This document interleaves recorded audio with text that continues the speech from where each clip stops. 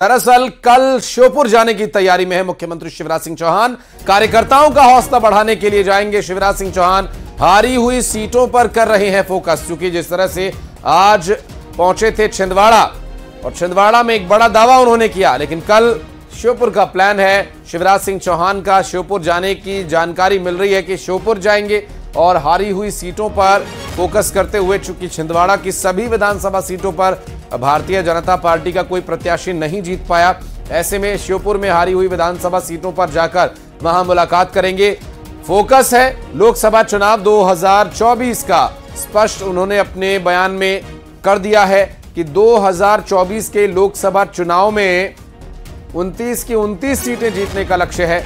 ऐसे में जिन सीटों पर इस बार विधानसभा चुनाव में हार हुई है, वहां पर जाकर मंथन किया जाएगा, देखा जाएगा क्या कारण रहे कि भारतीय जनता पार्टी के प्रत्याशी को लोगों ने नकार दिया या हार हुई भारतीय जनता पार्टी की। तो ऐसे में कार्यकर्ताओं का हौसला बढ़ाने, हारी हुई सीटों पर फोकस करने खुद मुख्यमंत्री शिवराज सिंह चौहान अब श्योपुर के दौरे पर जाएंगे। भोपाल से बड़ी खबर आपको बता रहे हैं। आज कमलनाथ के गढ़ कहे जाने वाले छिंदवाड़ा में इस वक्त शिवराज सिंह चौहान मौजूद हैं और कल उनकी श्योपुर जाने की तैयारी है। कार्यकर्ताओं का हौसला बढ़ाने के लिए जाएंगे वे और हारी हुई सीटों पर सीएम फोकस करेंगे। दरअसल अब तक जो बयान उन्होंने दिया उससे साफ जाहिर है कि लोकसभा चुनाव 2024 का उनका लक्ष्य जीतने का है और सभी 29 सीटें जीतने का दावा कर रहे हैं शिवराज सिंह चौहान। उनका कहना है कि सभी 29 सीटें जीतनी है, इसके लिए मिशन आज से ही शुरू हो गया है। मिशन 2024 उन्होंने नाम दिया कि मिशन 2024 में आज से ही लग चुका हूं।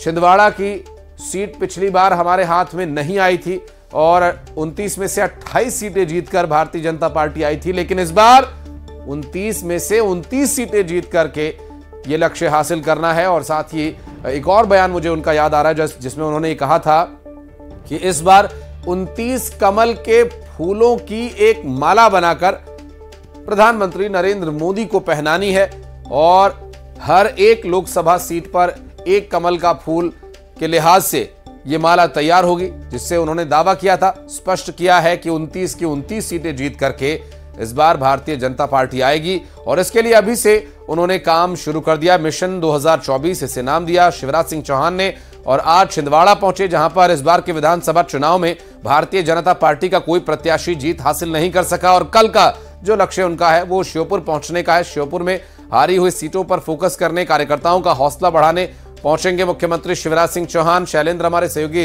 इस वक्त हमारे साथ मौजूद हैं, उनसे बात करेंगे। शैलेंद्र, मिशन 2024 नाम दिया है शिवराज सिंह चौहान ने, आज छिंदवाड़ा में थे, कल श्योपुर जा रहे हैं।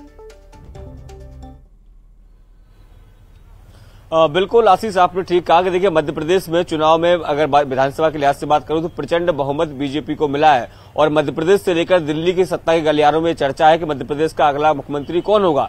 लेकिन मुख्यमंत्री शिवराज सिंह चौहान साफ तौर पर ये कह चुके हैं कि 2024 उनका लक्ष्य और मुख्यमंत्री की रेस में नहीं हूं और यही कारण है कि आज वह छिंदवाड़ा पहुंचे थे, जहां पर 7 की 7 सीटें कांग्रेस जीती है और अब कल वह श्योपुर जाने वाले। श्योपुर की दोनों विधानसभा क्षेत्र की मैं बात करता हूं, चाहे वह श्योपुर की बात हो या विजयपुर, 2 विधानसभा क्षेत्र आते हैं, दोनों पर ही कांग्रेस ने जीत दर्ज की थी। ऐसे में अब वह श्योपुर कल जाने वाले और उन दोनों विधानसभा के कार्यकर्ताओं के साथ बैठक करेंगे, मेल मुलाकात करेंगे, लोगों को से बात करेंगे और हार के कारणों का पता भी लगाएंगे और 2024 में कैसे जीता जाए इसको भी लेकर रणनीति बनाएंगे। देखिए मैं आपको बता दूं, ग्वालियर चंबल संभाग का ये इलाका है और अगर मैं 2018 के मुकाबले 23 की बात करूं तो 2018 में महज 6 सीटें जो है वो बीजेपी को मिली थी पूरी 34 विधानसभा सीटों में से। इस बार जो है 6 की जगह 18 सीटें ग्वालियर चंबल संभाग से मिली है।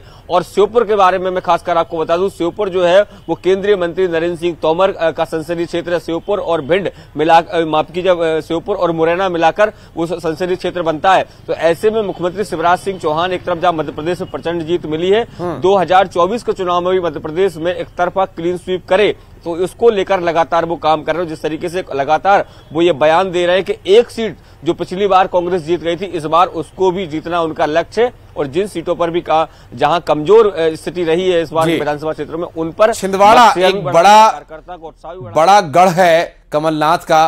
पिछली बार भी यहां से जीत पाना मुश्किल हुआ था, इसका भी जिक्र कर रहे थे मुख्यमंत्री और वो कह रहे हैं कि इस बार प्रधानमंत्री को 29 कमल के फूलों की माला पहनानी है।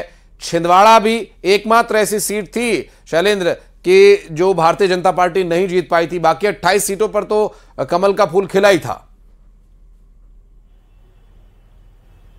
बिल्कुल आपने ठीक कहा। देखिए छिंदवाड़ा, ये जो आपने बात कही बिल्कुल ठीक बात है कि कमलनाथ का वो गढ़ मानी जाती है। देखिए गढ़ केवल लोकसभा के लिहाज से नहीं है, बल्कि जिस तरीके से विधानसभा में परफॉर्मेंस किया, साथ ही साथ विधानसभा क्षेत्र जो है वो कांग्रेस जीतती है। मेयर के चुनाव होते हैं तो तब वहां कांग्रेस जीतती है, और जो अन्य जो नगरीय निकाय जो है वहां उसके अंतर्गत उसमें कांग्रेस जीतती है। जिला पंचायत का कांग्रेस चुनाव है वो कांग्रेस जीतती है। तो जितने भी चुनाव वहां हुए पिछले 5 सालों में, सभी चुनाव में कांग्रेस ने अपनी विजय का परचम लहराया। और यही कारण है कि न केवल लोकसभा जीतना लक्ष्य, लोकसभा से शुरुआत की जाएगी जिस तरीके से इस बार। बिल्कुल शैलेंद्र, बहुत शुक्रिया आपका इस पूरे मामले पर जानकारी देने के लिए। इस बीच एक बड़ी खबर आ रही है, आपको बता दें दिल्ली से इस वक्त एक बड़ी खबर। पीएम मोदी और अमित शाह के बीच बैठक हुई प्रधानमंत्री आवास पर। यह बैठक अभी जारी है।